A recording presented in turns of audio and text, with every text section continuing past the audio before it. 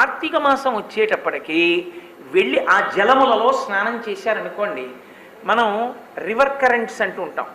ఆ ప్రవాహమునకు ఒక శక్తి ఉంటుంది. ఆ ప్రవాహమునందు ఓషధీతత్వం ఉంటుంది, ప్రవాహమునందు అమృతత్వం ఉంటుంది, ప్రవాహమునందు రోగనిరోధక శక్తి ఉంటుంది, ప్రవాహమునందు మేధస్సుని పెంచగలిగినటువంటి లక్షణం ఉంటుంది, ప్రవాహమునందు మీకు భక్తిని కల్పించగలిగినటువంటి వ్యవస్థ ఉంటుంది.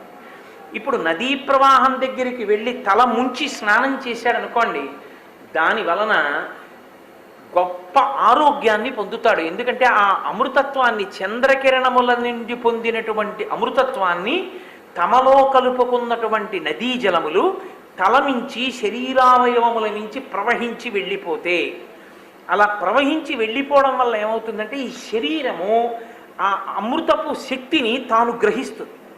గ్రహించడం వల్ల ఏమవుతుంది